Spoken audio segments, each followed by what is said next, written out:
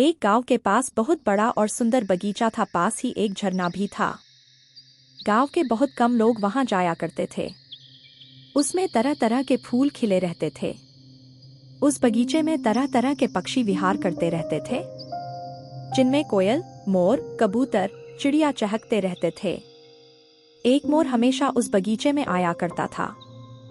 जब भी मोर का मन करता वह झरने के पास चला जाता, झरने से गिरते पानी के पास चला जाता।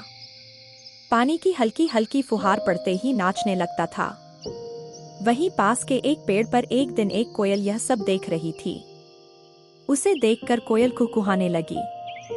कोयल की बोली सुनकर मोर को बहुत मजा आया। वह खुशी से अपने पूरे पंख खोलकर नाचने लगा। कुछ देर बाद कोयल उड़ जाती है। मोर भी थक चुका था। वह वापस चला जाता है। अगले दिन से यही सिलसिला चलने लगता है। पेड़ पर बैठी कोयल अपनी मधुर गले से बहुत अच्छा स्वर निकालती, जिसे सुनकर मोर नाचने लगता था। दोनों को बहुत मजा आता है। कुछ ही दिन में कोयल और मोर दोनों दोस्त बन जाते हैं। एक दिन मोर कोयल से पूछता है, कोयल बहन तुम इतना अच्छी आवाज में कैसे कुहुका लेती हो? यह सुनकर कोयल कहती है, मोर भाई ये सब तो ऊपर वाले की देन है। उन्होंने मेरे गले में इतनी मिठास भर दी है कि मैं जब भी बोलती हूँ मेरे कंठ से बहुत सुंदर बोली निकलती है। मोर को कोयल से जलन होने लगती है। वह सोचता है कि वह नाच तो अच्छा लेता है, अगर वह कोयल की तरह गाने भी लगे तो सब उसकी कितनी तारीफ करेंगे। काश कोयल का गला मुझे मिल जाए। इसी उधेड़बुन में वह नाचना छोड़ देता है। अब वह झरने के पास जाना भी बंद कर देता है। उधर कोयल हर दिन झरने के पास वाले पेड़ पर बैठकर कुहुकाती रहती थी, लेकिन मोर वहां नहीं आता। मोर का मन अब नाचने में नहीं लगता था। वह हर समय यही सोचता रहता कि कैसे कोयल की तरह गाने लगूं। वह कई बार कोशिश भी करता, लेकिन उसके गले से आवाज ही नहीं निकलती थी। कुछ दिन बाद कोयल भी उस पेड़ पर आना बंद कर देती है। मोर जब भी कोयल को देखता वह उससे बात नहीं करता था। उसे कोयल से नफरत हो जाती है। एक दिन मोर एक पेड़ की डाल पर बैठा था। तभी उसे कोयल के जैसी बोली सुनाई देती है। वह ध्यान से देखता है कि गांव की गलियों में एक आदमी बांसुरी बजाता हुआ जा रहा है। मोर यह देखकर बहुत खुश होता है। वह सोचता है, अरे वाह, यह तो कोयल से भी अच्छी आवाज निकाल रहा है। क्यों न मैं इनमें से एक बांसुरी ले लूं। वह डाल डाल पर उड़ते उड़ते बांसुरी वाले का पीछा करने लगता है। बांसुरी वाला एक पेड़ के नीचे आराम करने के लिए बैठ जाता है और अपना बांसुरी का थैला वहीं पास में रख देता है। मोर चुपके से पेड़ के पीछे से जाता है और उस थैले में से धीरे धीरे एक बांसुरी चोंच से खींचने लगता है। बांसुरी वाला गहरी नींद में सो रहा था। मोर धीरे धीरे बांसुरी निकाल लेता है और बांसुरी को चोंच में दबाकर उड़कर एक पेड़ की डाल पर बैठ जाता है। मोर बहुत खुश था। वह सोच रहा था, अब मैं नाचकर और गाकर सबसे बढ़िया पक्षी बन जाऊंगा।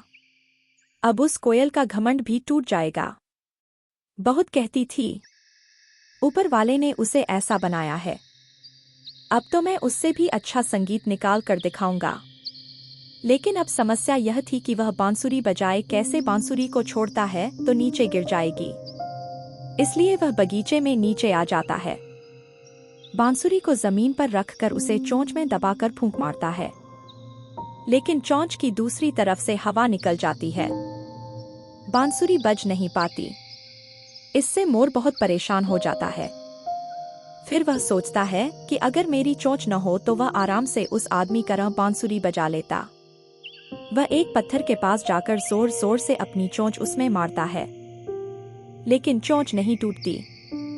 फिर वह एक पेड़ के तने में अपनी चोंच फंसाकर तोड़ देता है। चोंच टूटते ही उसे बहुत दर्द होता है। वह दर्द से चिल्लाने लगता है, लेकिन कोई वहां नहीं आता। उसके बाद मोर बहुत रोता है। फिर भी वह किसी तरह बांसुरी बजाने की कोशिश करता है, लेकिन बिना चोंच के बांसुरी पकड़े कैसे, यह तो उसने पहले सोचा नहीं था। हारकर वह बांसुरी को फेंक देता है, लेकिन चोंच टूटने के कारण अब वह दाना भी नहीं चुग पा रहा था। वह परेशान सा इधर उधर भटकने लगता है। तभी कोयल की नजर मोर पर पड़ जाती है। कोयल उसके पास आती है। मोर भाई क्या हुआ, ये चोंच कैसे टूट गई?